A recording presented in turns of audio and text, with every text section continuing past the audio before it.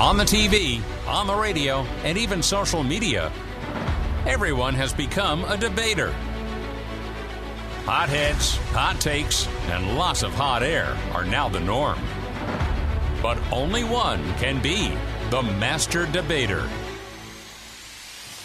This is Master Debaters from News Talk 550 KTSA and FM 1071. And I'm Dennis Foley, and welcome to Master Debaters, a show where the best argument wins. Joining us this week, our first debater can be read regularly in the Washington Post and WashingtonPost.com, Alexandra Petri. Hey, Alex.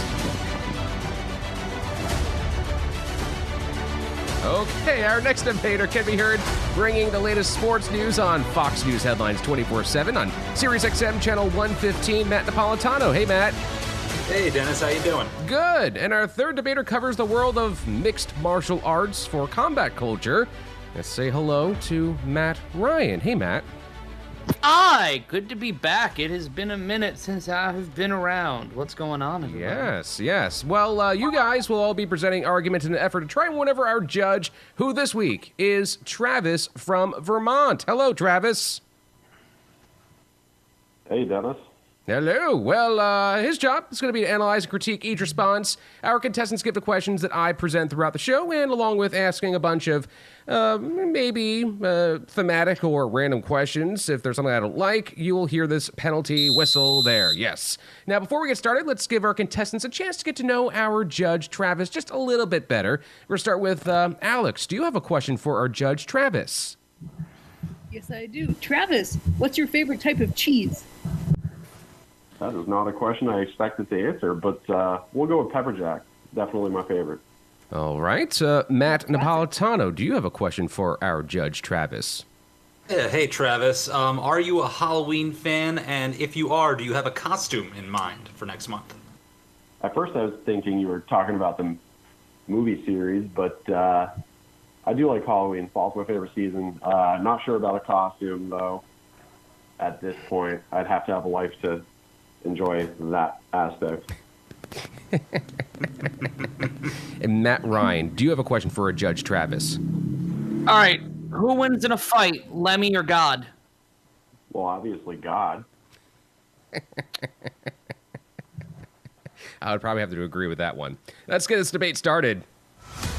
Opening arguments on Master Debaters. Yes, it is time for opening arguments. In this segment, I will give each combatant a question. That combatant then answers the question, and our judge, Travis, will give them a score between 0 and 10 points. They will have 30 seconds for their argument or their statement, and a buzzer will let them know when that time is up. The first topic, a Boerne, Texas woman brought the beans to the World Championship Chili Cook-Off. The annual World Championship of Chili Cook-Off spanned 3 days and included 5 categories that included homestyle, traditional red, verde, veggie and salsa, and outside the pros. Diane Lewis from Boerne claimed the championship in the homestyle division against 100 other submissions. She won $10,000 and the Bush's Beans homestyle champion jacket at the 54-year-old event in Myrtle Beach, South Carolina last weekend. Lewis told event organizers she's looking forward to defending her title at next year's cook-off. Katie Barber, KTSA News. All right, going to start with Alex. What skill or interest do you have that you would love to compete in a world championship for? 30 seconds. Ooh, I'm going to answer with something I actually have done, and not to toot my own horn, but I guess to do it slightly, have one in. So I know it's a real interest, which is punning. They have one in Austin every year. You compete, and let me tell you, you get a lot of puns out of your system and into others. I think it's fun, and it's also a harmless place to put all the people who like to make puns together for a couple of days. They can get it out of their systems. I know everyone in my life appreciated that I get to have this release valve. So I think that's one, and safer than chili in some respects. All right. Travis, what score do you give that? 0 to 10 points. Solid 8. Okay. Next topic. One driver tried to pull a fast one by using a Halloween skeleton as a passenger to use in the high-occupancy vehicle lane. In a Facebook post, the Harris County, Texas Precinct 5 Constable's Office says deputies pulled over the driver after they noticed the person was the only one in the vehicle. The post included a picture of what was in the passenger seat, a skeleton Halloween decoration wearing a hat. The Constable's Office says it gave the driver a sternum lecture. issued him a bona fide citation and wished the driver a bon voyage. So, Matt Napolitano, what's the best inappropriate way to use a skeleton? What other uses do they have besides a science classroom display thing or creating an autumnal vibe? 30 seconds. First of all, can we please, going forward, leave all the pun work to Alex? I think she's got the rightful reign over that. Second of all, that is a very odd question. If I had to come up with some idea for it, I would use it in like the front of my yard, like kind of have it like half dug up as to kind of scare people off. Like, you know, you get people, especially right now in New York, it's around election season, so everybody's ringing doorbells. I want to scare people away. It's just like, leave me alone. I'm trying to do my work from home here. All right, Travis, what score to give that 0 to 10? I'll give a nice 9 there. Very creative. Okay, next topic. Airbnb is renting out the original Scream House over Halloween weekend. What's your favorite scary movie? I don't know. The rental celebrates Scream's 25th anniversary while promoting its latest installment. Actor David Arquette, who plays Sheriff Dewey Riley in the horror flick, will serve as the virtual host for the killer overnight stays and give tips on how to survive murderer Ghostface. Up to 4 guests can stay in the California mansion one night at a time for just $5. The house itself will be set up like the original movie set, with a Scream movie marathon in the living room and a landline. What could possibly go wrong? Booking opens October 12th. So that's correspondent Monica Ricks. Matt Ryan, what, using air quotes here, Hollywood house would you most like to stay in? 30 seconds. Well, you can obviously go with the Kingdom of Zamunda from Coming to America. You could go with the iconic home from Home Alone. You could even go as far to say the pipe in which the end of Shawshank Redemption happens. But you know what? I'm looking for something a little more palatial, something a little more comfortable. How about the White House? I stay a night there. Clinton did it in the 90s. People stayed in the Lincoln bedroom. I'd pay rent. I can do my own cooking and cleaning. All right, Travis, what score do you give that 0 to 10? Give him a 9. All right, well, coming up, Florida, and a lot of Florida. We'll debate that and much more next on National Debaters from KTSA. This is Master Debaters, the show where the best argument wins. It is, and things start to heat up here a little bit. We have Alexandra Petri, Matt Napolitano, and Matt Ryan this week trying to compete and convince our judge, Travis from Vermont, that their argument is the best argument. If you want to be a judge here on National Debaters, head over to our website, ktsa.com, and sign up. So let's keep this debate going. For argument's sake, on Master Debaters. So in this part of the show, I'm going to give all 3 contestants the same question. They will each take a turn presenting their own argument on that topic.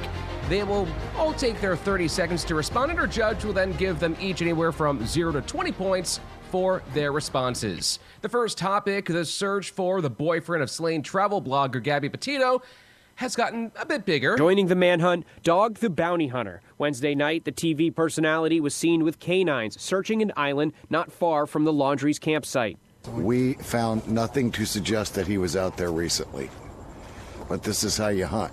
Brian has not been charged in Petito's death, only named a person of interest in the case. That's correspondent Andrew Dimbert. So we're going to start with Alex. Does having Dog the Bounty Hunter involved in the investigation help or hurt that investigation? 30 seconds. Come on, Dog the Bounty Hunter. I feel like that absolutely does not help. It's just sort of a thrilling Dog the Bounty Hunter presence. I also feel like what he should be doing is he should be going to Texas and confusing people who want to sign up for that weird bounty system that's going on there. Like, there are better uses for Dog the Bounty Hunter than wandering around and distracting people when they're actually trying to do something. No good. Matt Napolitano, 30 seconds. I really feel like people should really worry about any kind of like reality TV intervention in some kind of serious circumstance like this. I think back to, this is ages ago, back when Montel Williams had a talk show and he had the psychic Sylvia Browne on, and a woman whose daughter was missing asked her about her daughter's whereabouts, her concern. Sylvia Browne told her the daughter was dead. Follow up years later, they find her alive and well, thankfully. That being said, I think it's just a horrific distraction from a really serious case going on, and that's really finding justice for Gabby Petito. And Matt Ryan, your 30-second argument. Coming up after that, the Cake Boss will be coming with some... Yeah, this is ridiculous. First of all, it's an obvious tragedy, but we should take a look at this clown show moment from Dog the Bounty Hunter and realize that thousands of people across this country are missing. We need to take a look at the fact that the way we investigate these kinds of crimes and handle the families of these victims, it should be an awakening for a lot of people in this country about how we actually handle things and some of the systemic issues in our culture. All right, Travis, what scores you want to give each of our debaters 0 to 20? Start with Alex, 17. Okay. Go to Matt Napolitano, 17. Okay. And then Matt Ryan, 18. Okay, next topic. A major tech platform to address COVID-19 false claims. YouTube is immediately banning medical misinformation. YouTube isn't alone. Facebook, Twitter, there has been just a torrent of disinformation and outright lies about vaccines, about how to treat COVID-19. Ian Schur with CNET News says YouTube's move is a long time coming, since it's been sharply criticized for not doing more and sooner to stop the spread of coronavirus misinformation. That's correspondent Jim Ryan. At what point does an action like this go from removing false information and become censorship? We're going to start with Matt Napolitano, 30 seconds. It just alarms me that this is only starting now by YouTube. I mean, the falsehoods about the coronavirus have been going on since the onset of the pandemic. We need a better assessment of what is fact and what is fiction within social media and within the confines of YouTube. The fact that we're just getting to this point now is just truly alarming to me, especially when you see the fact that ICUs are still packing up with cases for people who are unvaccinated primarily. I believe it's, 1,000% according to the CDC of people in ICUs right now on ventilators or breakthrough cases. Come on, give me a break. Social media should have been on top of this a long time ago. All right, Matt Ryan, your 30-second argument. Social media is something that is nearly impossible to police because of democratization of the internet. I agree with Matt Napolitano's assessment that this should have been an issue that was resolved months and months and months ago. But this is the new wave of a 24/7 media. How we need more mandatory moderators, we need more human moderators dealing with these actual issues instead of YouTube drama and people trying to spam people for having different content. It comes down to the actual companies handling this with humans and not robots. All right, Alex, your 30-second argument. I would agree. I think at what point does this become censorship? Definitely a point in the future, given that it's just starting now in, year 2 of this pandemic. I also think the problems they pointed out are correct. For years, YouTube has been trying to radicalize me because I watched one video where Norm Macdonald went on The View and said that Bill Clinton was responsible for murders and manslaughters, and now YouTube is like, hey, would you like to, are you angry at the government in specific ways? Can we exploit that? So I do think the algorithms are a problem. I think, yeah, it's a mess. All right, Travis, what scores do you want to give each of our debaters 0 to 20? Ooh, this is a hard one. They're pretty much all the same. Yeah. Great content out of all of them. I'll award them all 18 for that round. Every single one of them. Okay, well, next topic. It was a showdown between a gator, a guy, and a trash can. The video of Eugene Bozzi trapping an alligator with a garbage can outside his Florida home this week went viral, and now the 26-year-old father and Army veteran is talking about his gator drama. Eugene going toe-to-toe with an angry alligator in flip-flops, armed with the best thing he could find. Look at the trash can. Look at the trash can. Run up over that junk. Backing the gator up and flipping the lid until... Got him, he out of there. A stuffing.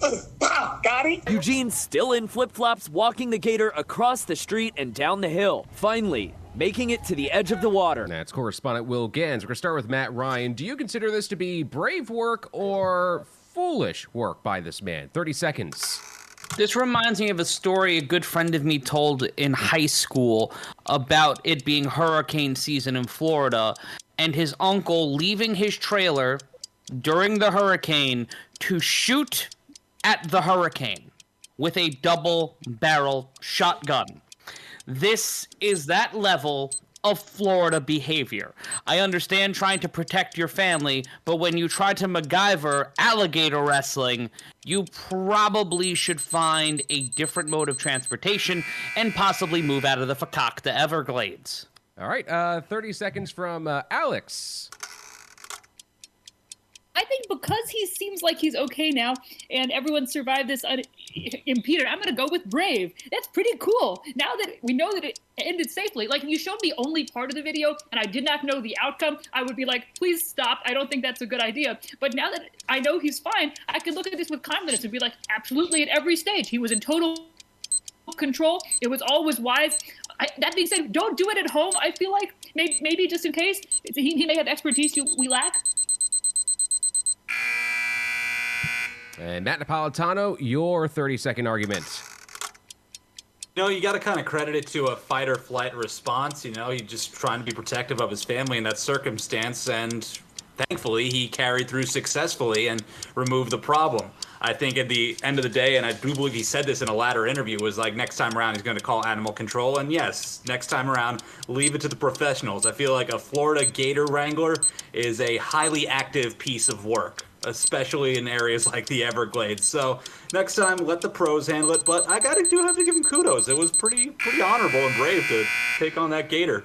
All right, Travis, what scores do you give all three of our debaters, 0 to 20? Give Alex a 17. Very good argument. Matt Napolitano, 18. Knocked it out of the park. Matt Ryan, this is probably the one, you had some good points, but you're falling short at 16 on this one, buddy. All right, well, coming up, our debaters. They think a lot. They're going to talk a lot. We're going to hear what they have to say. Coming up, it's Master Debaters on KTSA. This is Master Debaters from 550 KTSA and FM 1071. I'm Dennis Foley. Joining us this week, we have Alexandra Petri, Matt Napolitano, and Matt Ryan, who are all working to coerce our judge, Travis from Vermont, to give them more points than their fellow competitors. Let's keep the debate going.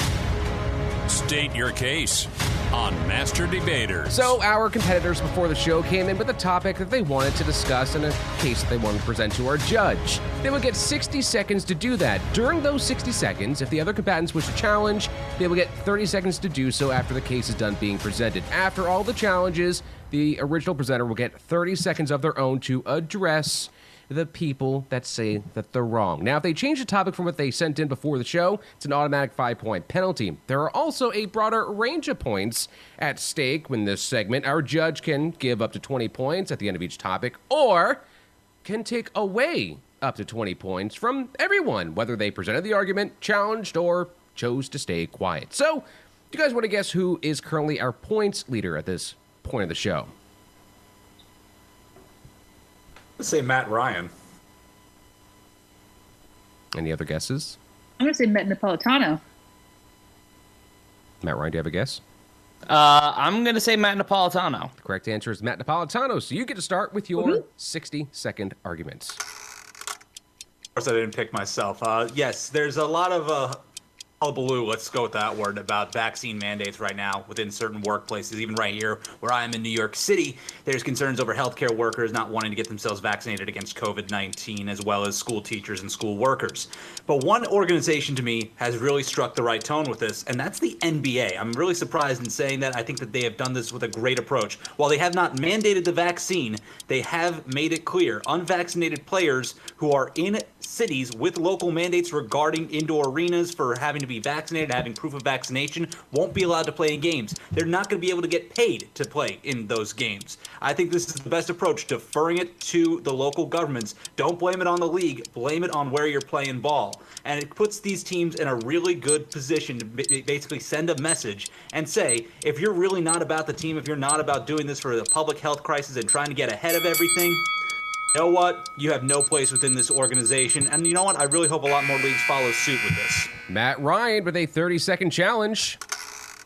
I agree to a point with you, because when it comes down to how this has been handled by the NBA, they have kowtowed to the NBA Players Association, capping for a group of players who are currently unvaccinated and not setting a standard for this league and not setting a standard for other leagues.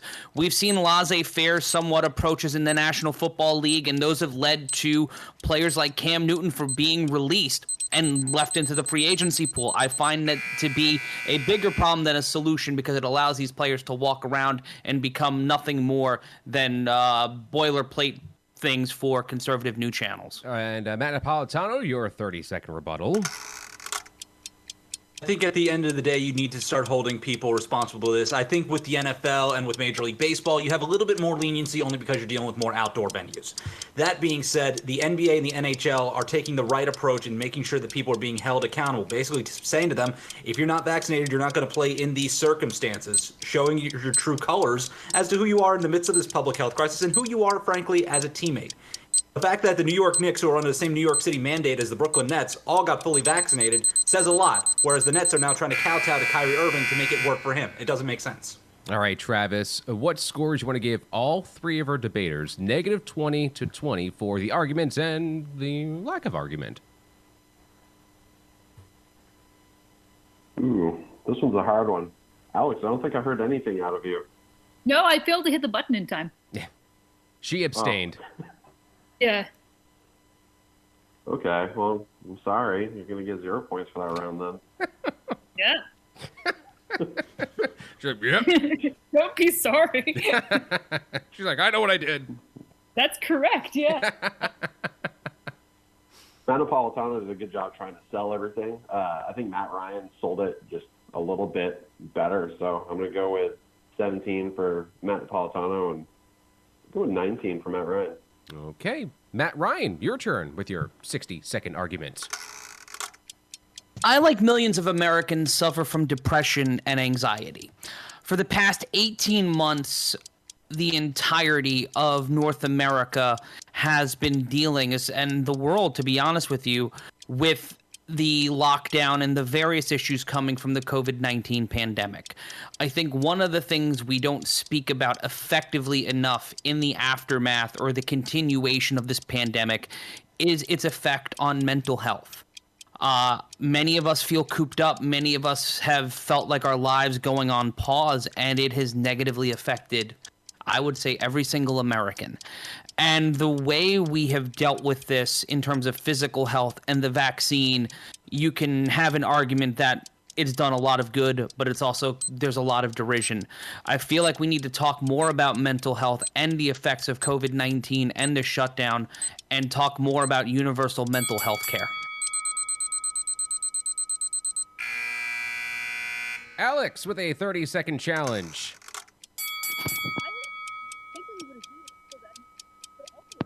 In addition to the sort of stress and anxiety, there's also the fact that, like, this is a time of grief for lots of people. I mean, there have been over just countless numbers of deaths, and to have to continue not only sort of working in like this sort of new quasi-normal way from home and doing all this stuff, and not only not confronting the anxiety, but not talking about the grief that we're dealing with nationally, I think that's another thing that doesn't get talked about and really ought to. Matt Napolitano with a 30-second challenge. I too struggled with some mental health difficulties throughout this pandemic. My anxiety got so bad to one point where I had dropped about 20 pounds on the early onset of the pandemic because I have pre-existing conditions and all the worries that were coming through. With that said, we need clear, transparent ways to address mental health care through our governments. You know, in New York City, there are plans in place, but really not many people know what's accessible, how to access those programs. Same when you go through your health insurers. Same when you go through these online outlets that are now popping up that claim to be providing cost-effective care. Need to make more of a reality to know what's out there to help people out. Matt Ryan, a 30-second rebuttal. I feel like Alexandra and Matt made my case for me. We need more tangible mental health availability for all Americans. It's something to where we're able to get free vaccines, but I have to go through a Herculean effort to find mental health coverage in my insurance provider and pay hundreds of dollars a month out of pocket to even talk to somebody and get some help. This needs to change. All right, Travis. Sounds like they were kind of on the same page. Do they all get the same score for that, or is there going to be a deviation there? Negative 20 to 20 for each of them. Honestly, they were pretty much all on the ball. Matt Ryan summed it up right at the end there, and I think that's what gave him the edge to get 20, but the other two got 19 there. Great job, guys. Okay. Alex, it's your turn for your 60-second argument. All right, mine's a slightly lighter note, which is a man just retired this week, whom I think sadly few folks have heard of, but he's probably the greatest person to do any sport at his sport compared to anyone doing a sport.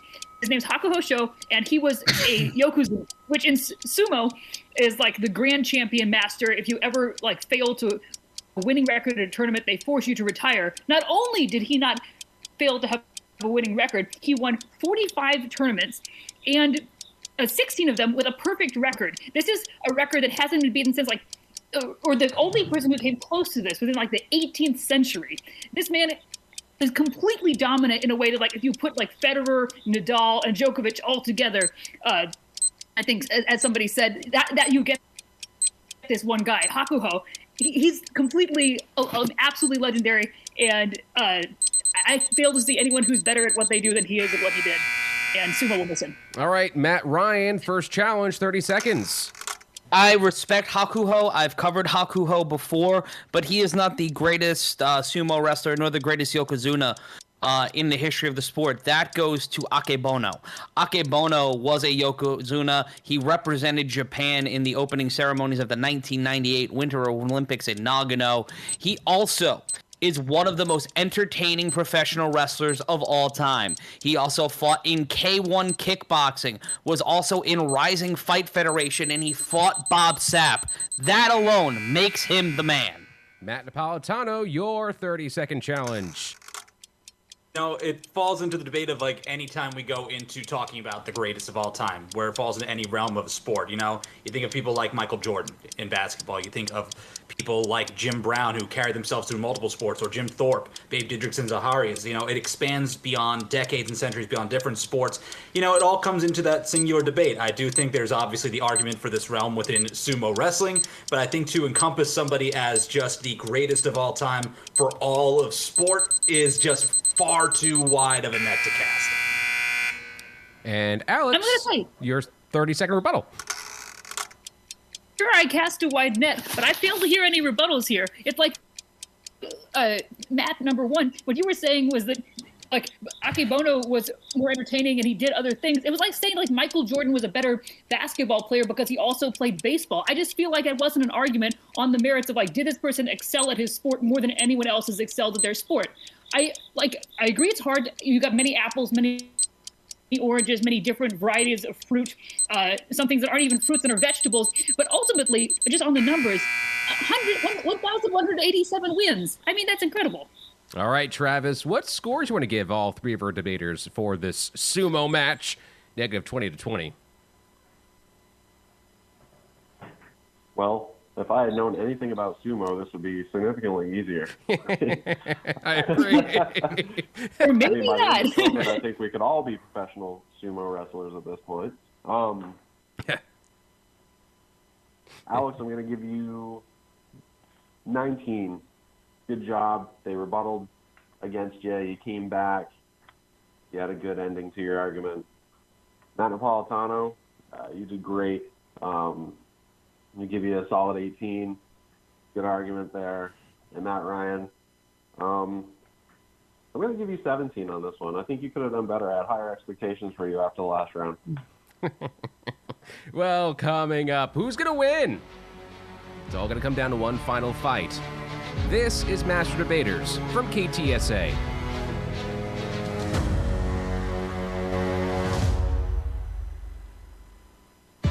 From 550 KTSA and FM 1071, this is Master Debaters, the show where the best argument wins. Yeah, and that argument is going to end right here, right now. It's battle this week between Alexandra Petri, Matt Napolitano, and Matt Ryan to convince our judge, Travis from Vermont, that their argument is the best argument. But right now, it comes down to one final fight. Closing arguments on Master Debaters. This is where it all gets decided in a final 4-minute melee. I'm going to present a topic, and our three contestants will hash out amongst themselves for a whole 4 minutes. No more, no less. At the sound of the final buzzer, our judge will give each combatant up to 100 points, or can take away up to 100 points, and the person with the fewest points will get a 15-second head start, and then once the little bell is rung, everyone else can join in. So, you guys want to guess who has the fewest points at this current point of the show? I bet it's me. Yeah, Alex got that 0, so I'm going to say Alex. Matt, Ryan, you want to guess? It's either me or Alex. It's Alex. So, have you added it all up?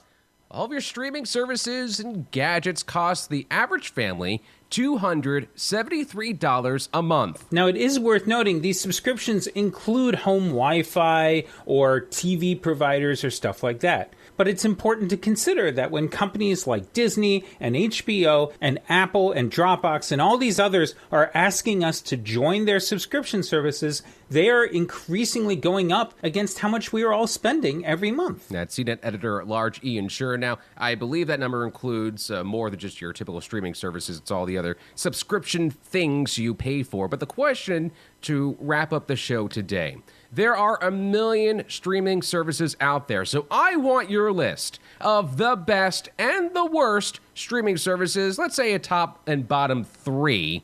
We're going to start with Alex. It's a 4-minute argument. You get a 15-second head start, which begins right now. Ooh, I would say the best streaming services are the ones where I've gotten my friend's dad's uncle's password that's allowed me to have complete and total access to their Netflix. I don't care if I have to sign on it as Carl or whatever. All the ones that I can download for free. Well, yeah, of course, free is perfect. But you know what? Tubi is the best service, one of the best services. You know why? Because it airs Catalyst Wrestling. That's right, my professional wrestling company.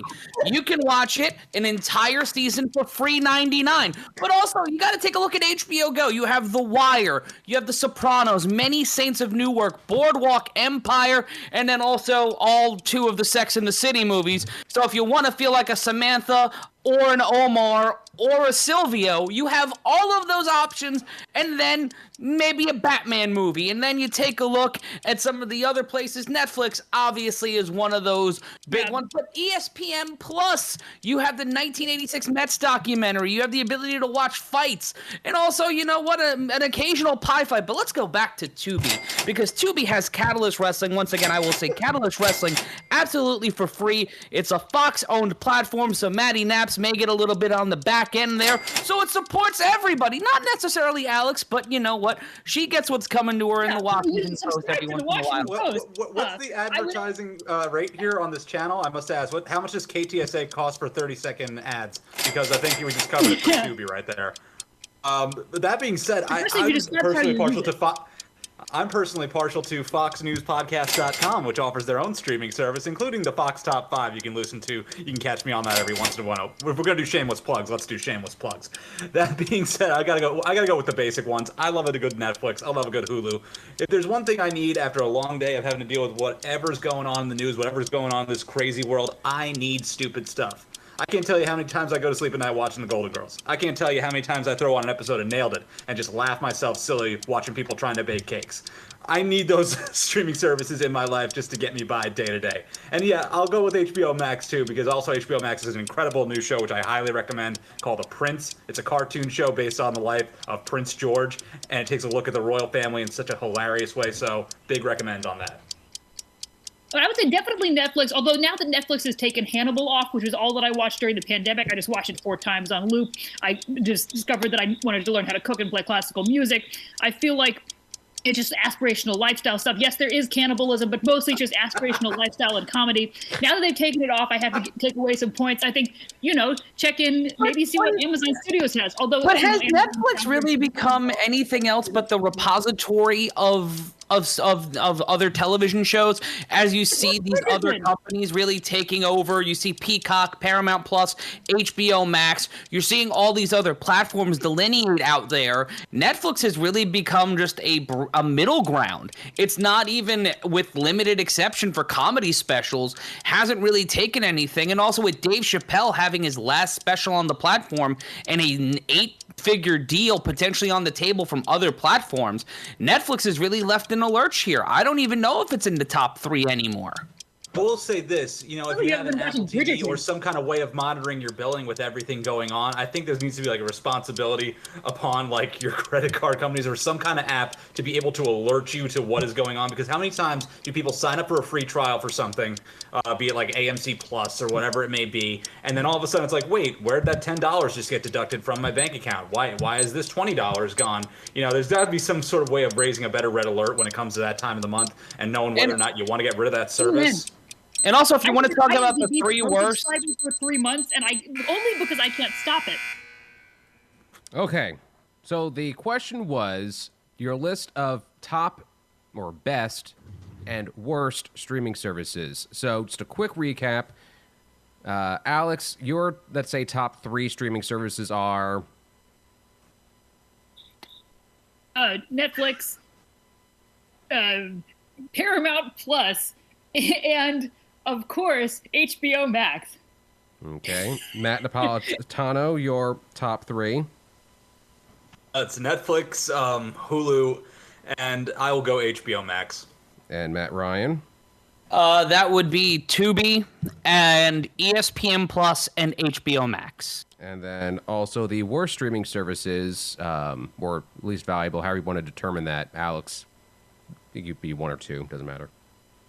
Oh, I would say Tubi. I just don't like the interface, man. No, I'm kidding. I don't know. Whatever the one is where you're like staying at like an Airbnb, and it's the one that comes preloaded on the TV, and you can't turn it off, and it doesn't have any channels you like. That one, yeah. Okay. Yeah, I'm with that one. Roku, absolutely. Okay. Just for that exact same reason. And then Matt Ryan. Let's see. Peacock, the OTB streaming service. And also the one that I watched the Canadian Curling League on, which has an umlaut in it and is impossible to search for. Umlaut? OTB streaming service? He's down with OTB. I told you there are millions of them out there.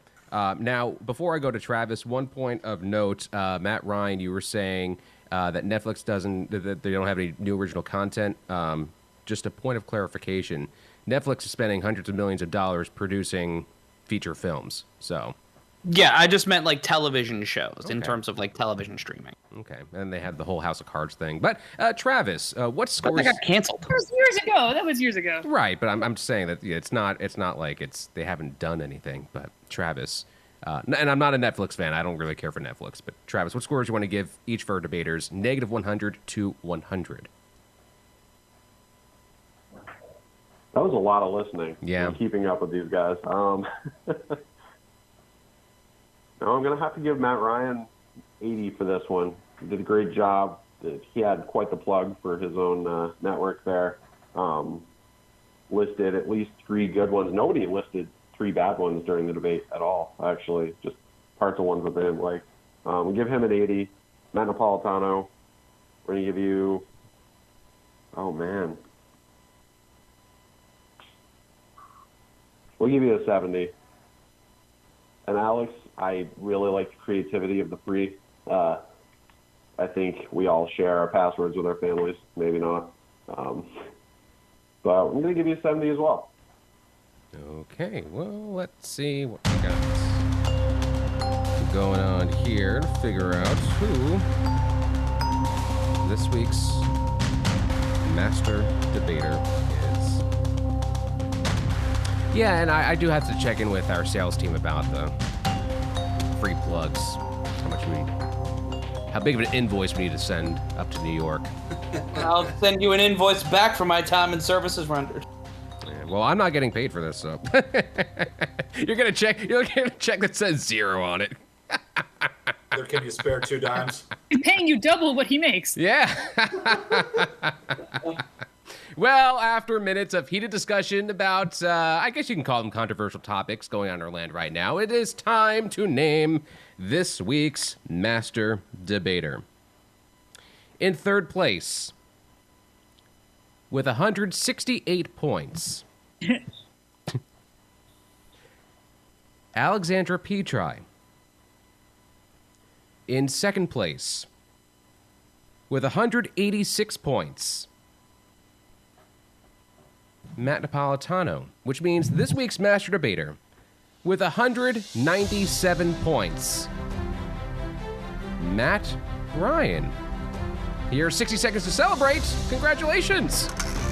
Oh, baby, the king is back, and does it not feel good to be back on the throne? I would like to thank my worthy competition, Alexandra Petri and Matt Napolitano, but it has become a tradition here when I am on the show for not only to win, but also continue to campaign for the fact that I am the true king of Texas. And, you know, Ted Cruz, I know we both have beards, but that's where the similarities lie, baby girl, because I need you to know I am coming for your throne and not the one that you left behind in Cancun. So also, Greg Abbott, what's the matter with you? Things are going to be changing. The King of Texas is taking over. It's 1825 all over again, baby. All hail the monarchy. Catalyst Wrestling on Tubi. Watch it, please. I need to pay my rent. 1825? What's 1825 all about? I can't even catch my breath right now. I don't know what the reference to 1825 is, but I don't know. Maybe someone will let me know in a tweet. That's the cause for all that Tubi coverage that he gave earlier on. Yeah, right. Okay. Well, that's it. A big thank you to our 3 contestants this week, Alexandra Petri, who you can read regularly in the Washington Post and WashingtonPost.com.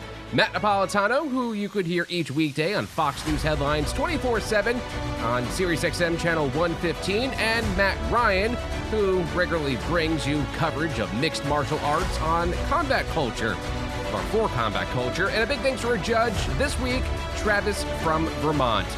Master Debaters is a production of KTSA San Antonio. You can learn more about Master Debaters on KTSA.com. I'm Dennis Foley. This has been Master Debaters, the show where the best argument wins.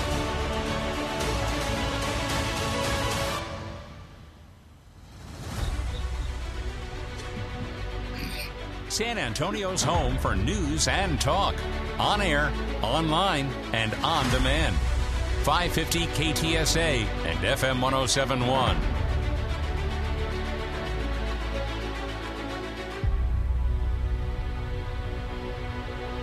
And yes, that was a cricket you've been hearing in the background.